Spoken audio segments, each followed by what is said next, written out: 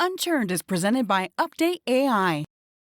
You were hired in as the chief customer officer, and you've never been a customer success manager or a director or a VP. You've worked in customer experience for sure and strategy as well. Yeah. But so maybe tell us a little bit about that journey. Not coming from CS and having a little bit more of a broader view of the whole value chain and the whole customer experience, I think makes me a better leader because of that background. How do you get the job managing 130 people as CCO? And you've never officially worked in CS before. I know.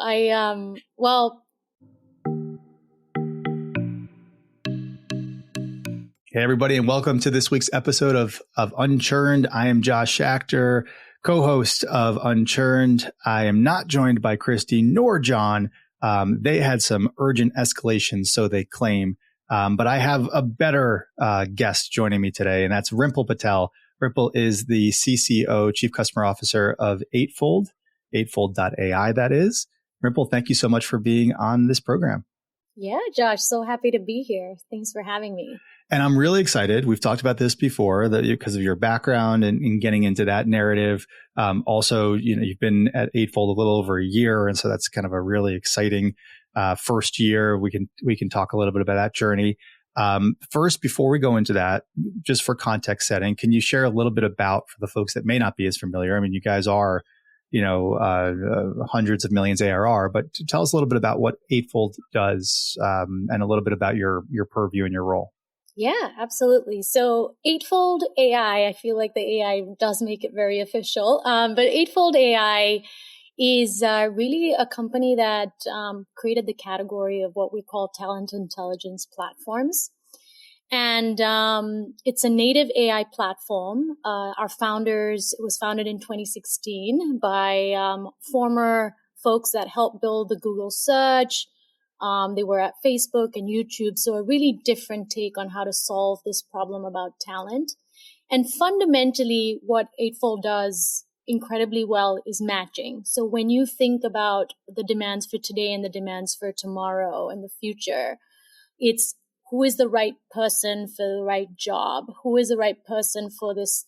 If you want to try and upskill, what's the right learning for this person? What is the right project for this person? So the idea of matching is really core to our platform. And essentially what we do is help companies understand, what skills do you have today? We live in a world where the skills you need to perform in your jobs is changing drastically. So what are the skills you have today? What skills do you need in the future? And how are you going to bridge that gap? So our platform covers everyone from who do you want to acquire, who do you want to develop, how do you want to supplement that, and how you do that to accomplish the work that you need to do. So and that's when you say Eightfold. That's great. So when you say acquire, you mean hire? Hire, yes. Hire. Okay, Yeah. Okay. So who are you hiring? So I think there's this whole build, buy, bot, but now it's also blend, right? How do humans and agents kind of live in this world together? But essentially it helps you solve for all those pieces. Yeah. And the company is give us a little sense of the stage of the company.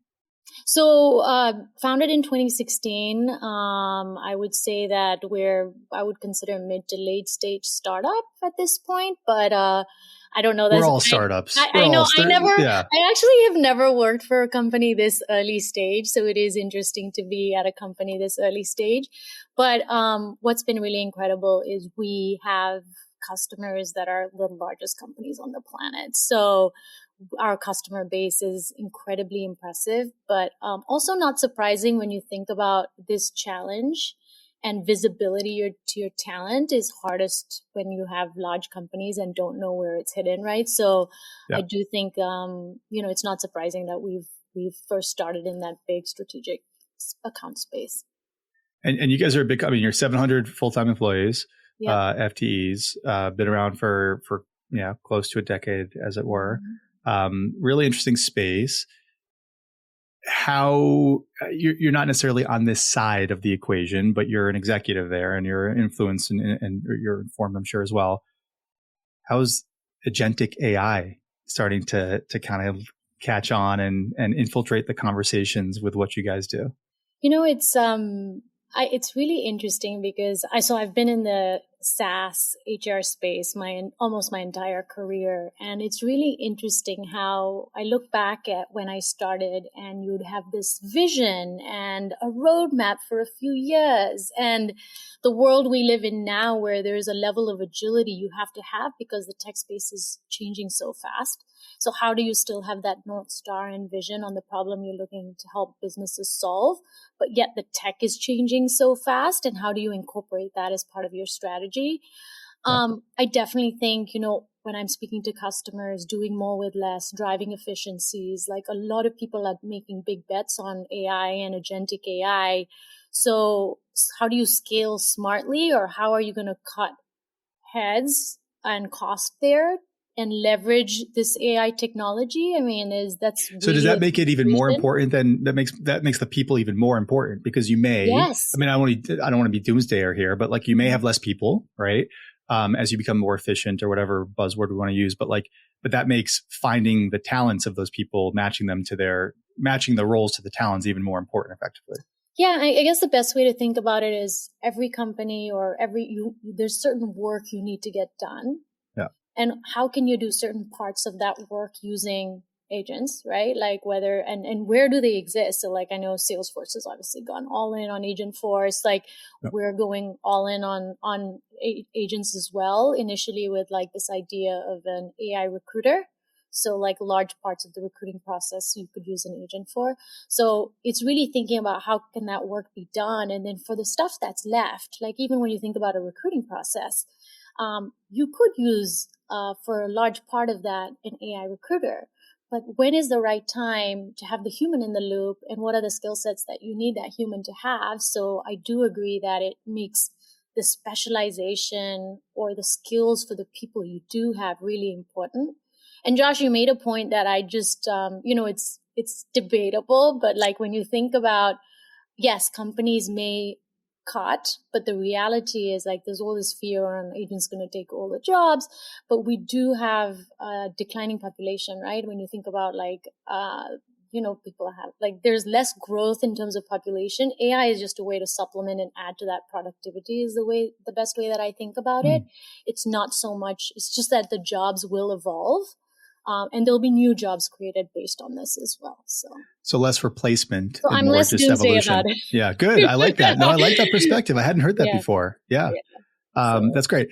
Let's shift the conversation over. I want to talk about your team. Absolutely. You've got about 130 people that sit underneath your purview, the entire post sales, and I want to talk about your background, and then we can get into about the team. So going all the way back, you are from Malawi. You are now the first Malawian. Is that right? That I know?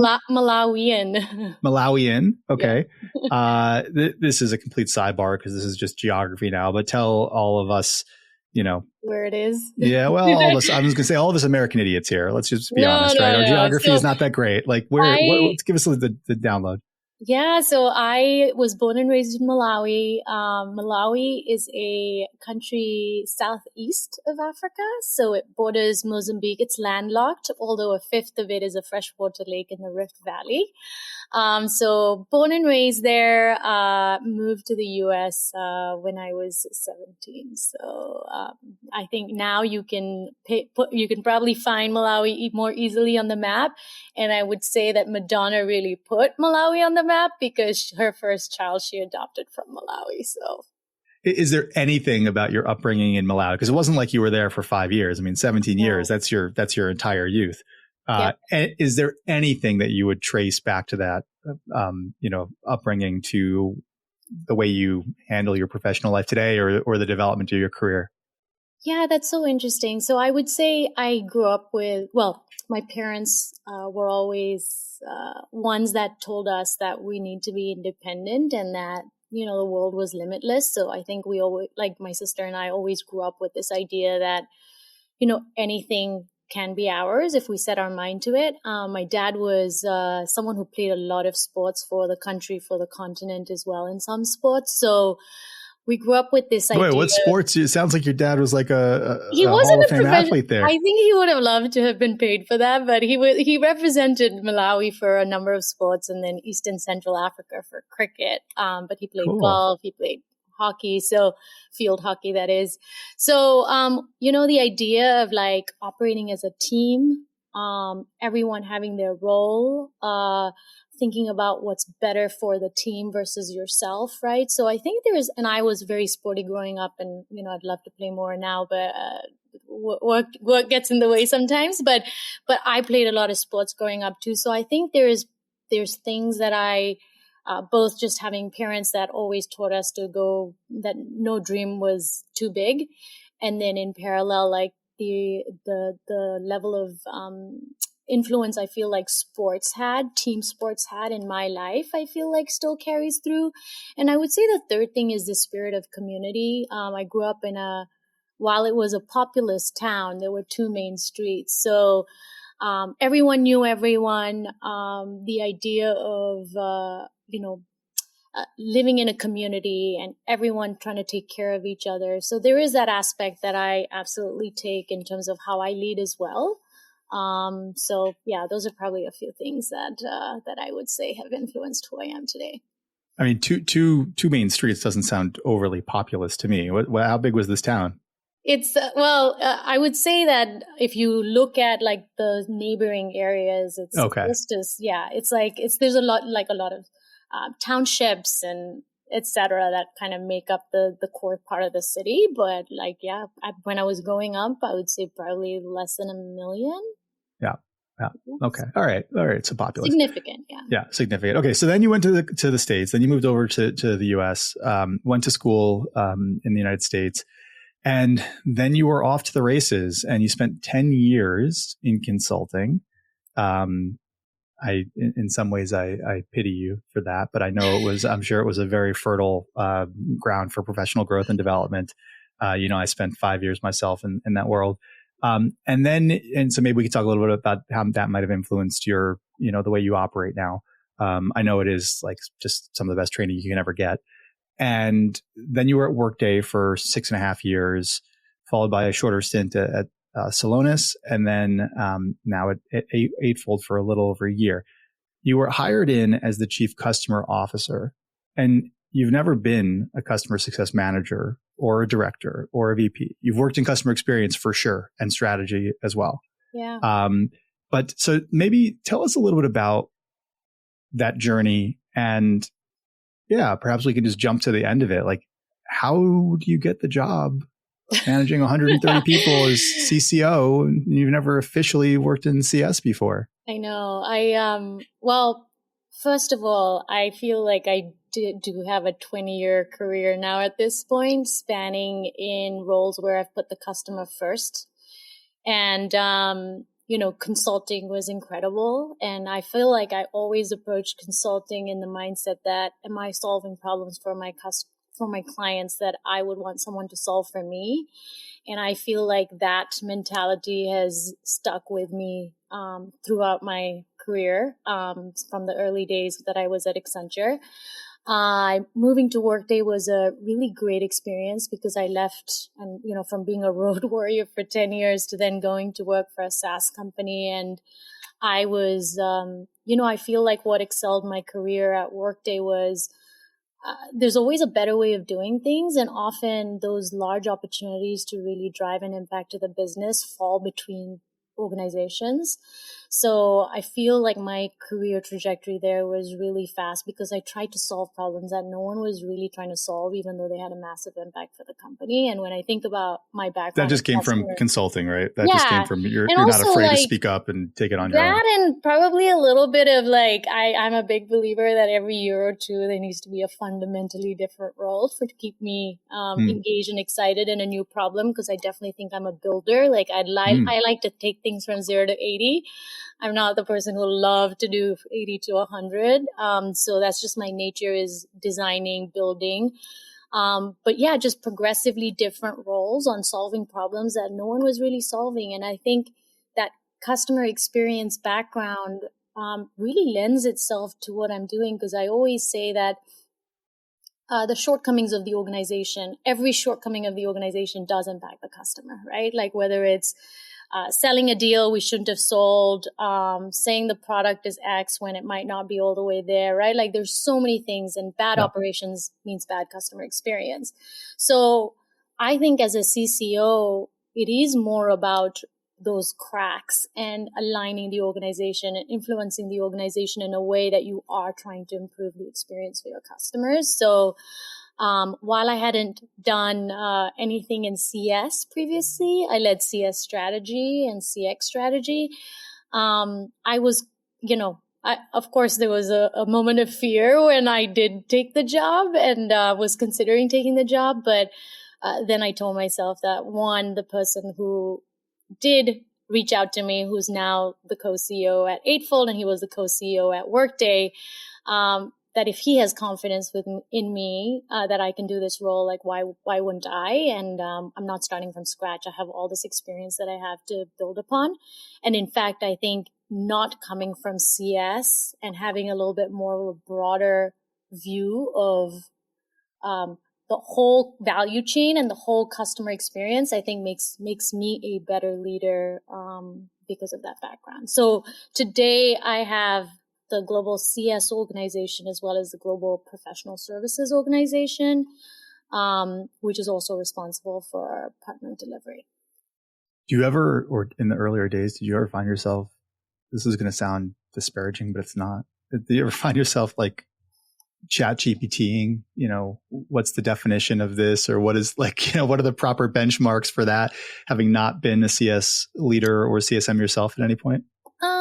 So I think the benchmarks piece, because I led strategy, I felt more comfortable, right? And even like one of the roles that I had at Workday, I remember it was like the COO. I was reporting to the COO at the time, and he's like, Rimple, I need he was on his way somewhere, and he called me for literally 2 minutes, and he's like, Rimple, can you give some thought to solving this problem? And I was like, okay, what's the problem? And he's like, I need you to help figure out how we can maintain high levels of CSAT, but massively scale this business. And that was all he said.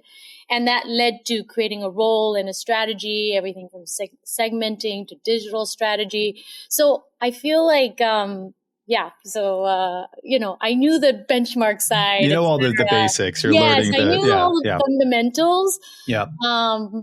But obviously having complete responsibility for a number like GRR, NRR, et cetera, is the first time I've had that kind of responsibility. So. And what's so for folks that are looking to step into similar shoes, which there are many out there, what's the biggest difference perhaps in what you expected versus what you found going into this role, what you have found going into this role?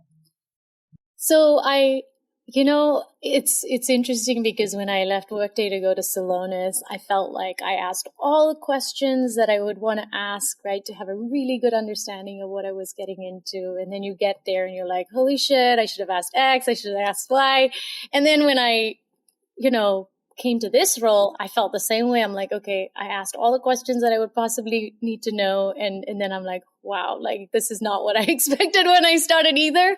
And I honestly think part of it is just the connection, right? Like the person who reached out to me, I trusted him and I know him, and he was starting at the same time I was. So while we were both coming in to a new environment, I felt confident that he would have potentially looked at a different or evaluated a different set of criteria as he was evaluating as a co-CEO. So I felt comfortable that, okay, between the two, it would be like, I felt like, okay, great decision, right? And it has been a great decision. But when I started, I would say that there was just a lot of rebuilding to do.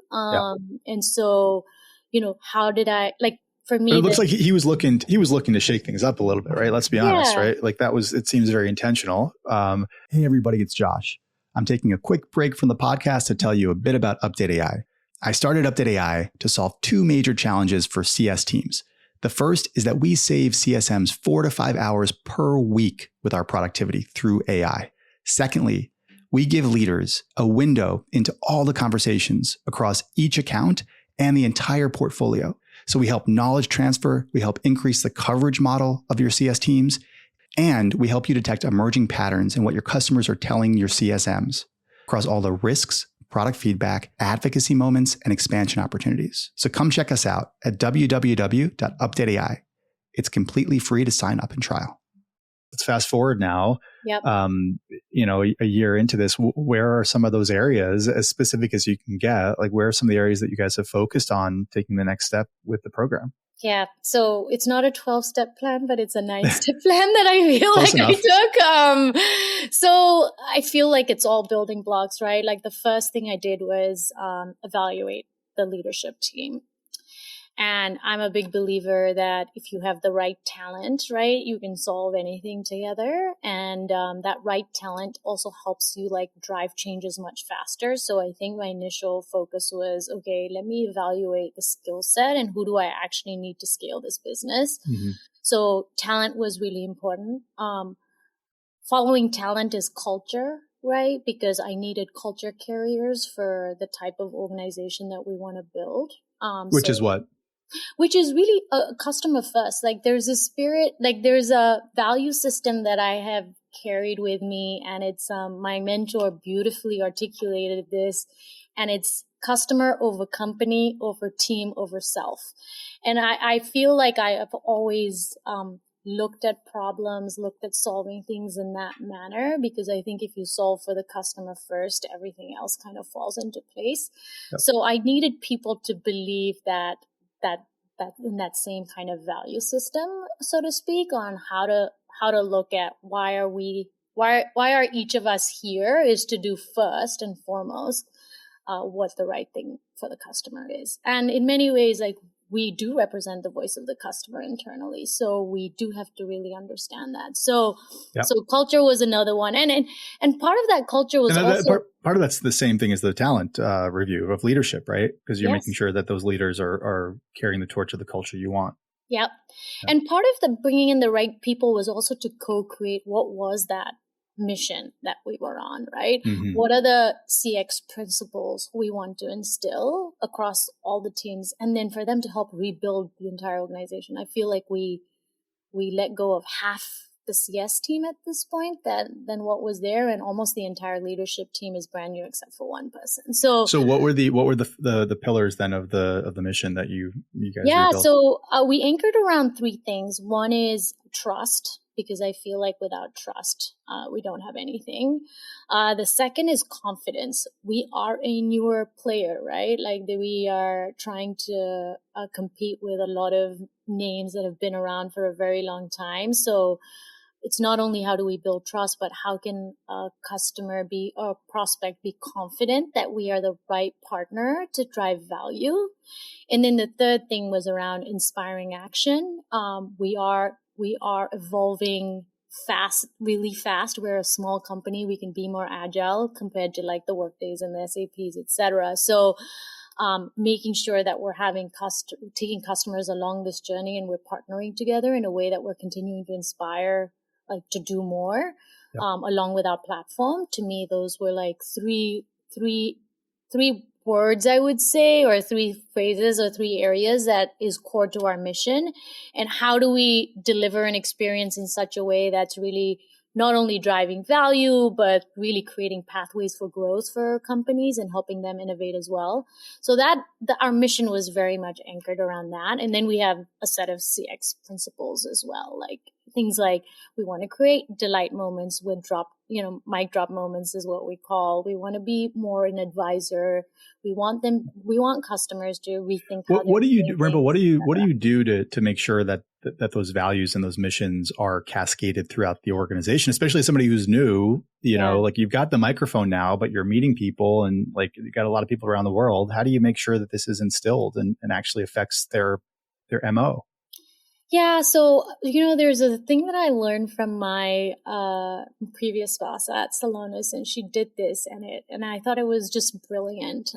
When you have global teams, so every Friday I record a message. It's just a 5-minute top of mind, things that are important to me, things that I'm seeing that I would love changed.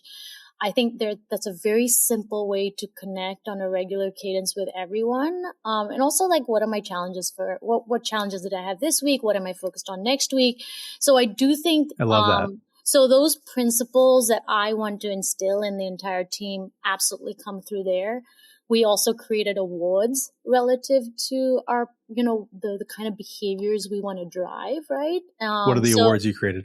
So like for each of the principles, we have an award, right? Like, so who was the person that really created the most delightful moment, for example, for a customer? So we like, how do we each week or monthly? No. So I think right now it's like twice a year is what we're thinking, but it's a way to celebrate. And also I use these Friday calls to celebrate a lot of what I'm seeing relative to principles that are incredible. Recognize and people. Also where they're not, right? Like, I would never mention a name, but I'd be like, I was in this situation and, we should have handled this way and we didn't. So it's a way of like, basically it's a way for me to not only share with the whole team what are acceptable and non-acceptable ways of behaving and how we make our principles come to life, but then it's also holding the leaders accountable. Yep. And so that's why that whole like bringing in the right talent and cascading the responsibility,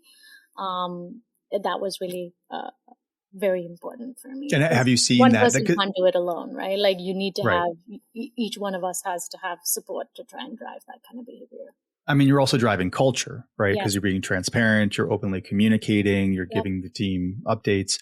Have you seen that culture transform into your leaders as well? Yeah, I'll give you a great example. So we had our kickoff, as you were alluding to. So, our fiscal year ends January 31st. We had our kickoff where the whole global go-to-market team comes together. And initially, like we had a breakout for just the global CX team. And initially I was like, let's have Q&A because there's nothing better than Q&A, like a chunk of time for Q&A when you're transparent. In person. Like it's just easier to do it that way. Yep. And we always make space for it, but I just think it's like the right forum. And some of the folks that have been here for many years were like, wow, like it's a chunk of time. What if no one asks questions?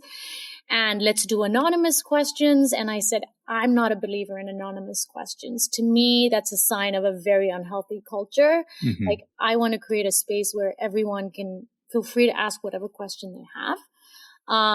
And we went well over. There was absolutely no shortage of questions, right? So to me, that in itself is an indicator that we are heading on the right path in terms of rebuilding, creating a safe space, right? Yep. Like bringing, and when I joined, CS was under me, but solution delivery came after. So these two teams and the leaders of these two teams had never even gotten in a room. Yet one is responsible for delivery and one's responsible for, so even just breaking down the historical silos that existed for the post-sale experience and making sure that we're collectively, driving kind of the culture and the principles and the experience has made a massive difference. But that's just I felt like the kickoff Q&A was a great indication that I feel like we're on the right path. It sounds like it. All right. So we got 3 things, and I want to be cognizant of time here, but we've got 3 out of the 9. We've got the leadership, observations of leadership and changes if needed, culture, which we've been talking, which kind of laced into everything. Mm-hmm. And then, what was the third one you just talked about? The joint mission and yes, defining the mission, right, and distributing that.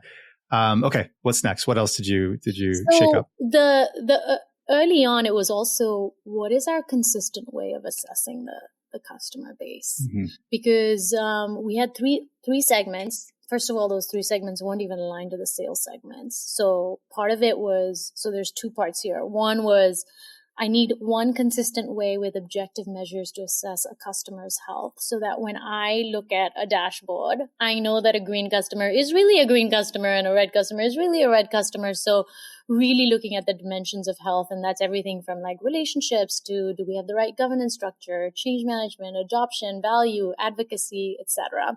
So that was really important because now when we do look at our customer base, we have confidence that we are focusing our attention in the right places. And related to that, I mentioned the segmentation. We also shifted our entire post-sale organization to align to sales so that we went to a regional model. So like a North American sales leader has a counterpart for North American services and North American CS. That way, you're driving real accountability of 3 people to manage a book of business and make trade-off decisions versus there not being that alignment and accountability. So that was like a leadership pod effectively. Yeah, like the structure, the accountability, and kind of responsibility for the KPI. So that way it's like, and it goes both for add-on sales as it does for retaining revenue and margins for services, et cetera. So I do think that we're seeing a lot of wins in terms of operating in that manner. So that's another, and also like making sure the incentives were the right incentives. So when I joined last year, it had already been set, but this year, we came together to make sure that we are driving and creating that right incentive model across all these different teams. So we're driving the right outcomes for our customers and the company as well. So I would say that was a big focus. The other one was just, I mentioned that the shortcomings of the organization, they all impact a customer. So like, what were those big rock items? And there was a long list, but it was like prioritizing. And then once that's solved, and this is like, whether it's performance or analytics from products. What was the most impactful thing that you identified and solved? I would say the one that I would say value. Like we didn't have a framework or a way of quantifying and the value that our platform was driving for customers. So when I think about value, to me, it's a value chain, right? Like why is product building product for a specific area? What's the value it's driving? How are we selling that? A consultant would think of a value chain, by the way.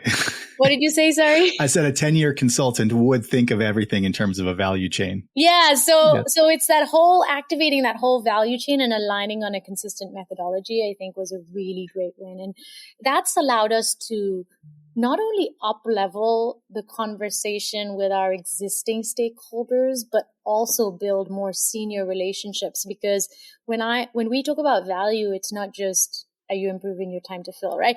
When we're talking about value, it's like, what is the actual business problem you're looking to solve? What is the top line impact? What's the bottom line impact? And then how does our platform get you there? So to build that kind of storyline and storytelling around it.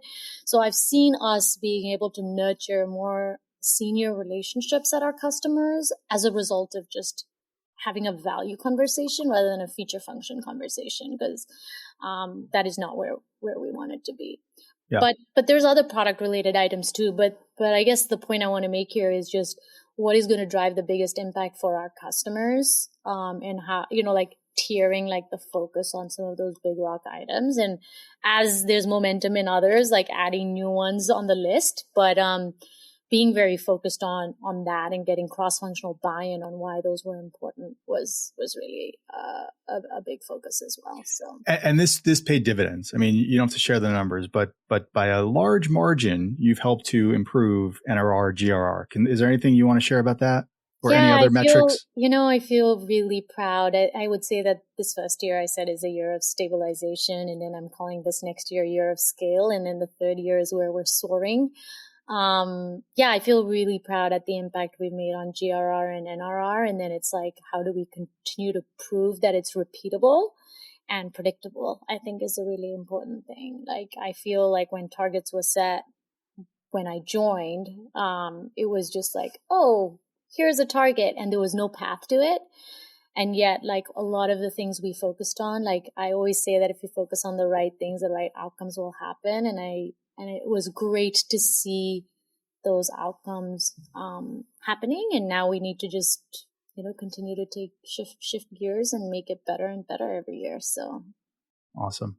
Yeah. Well, I'm placing my money on you. It sounds like you've had a wonderful career, and now you're just at this inflection point of just kind of going off to the next level within your career. So with the same level of conviction that I have that Bitcoin will get past 100K again, I have conviction that you will be doing some incredibly big things in the near and longer term future. Rimple, thank you so much for being on the program. It was a pleasure, and I'd love for us to be able to come back and have you again in the future. Yeah, thanks so much, Josh. I really appreciate you taking the time. And it's rare that you reflect back on the journey you've been through, but I think it's so important, like to take a moment and recognize the effort that's gone into bringing us to where we are today. So thanks for And be having me proud on of the it. show. Yeah. Awesome. Thank you.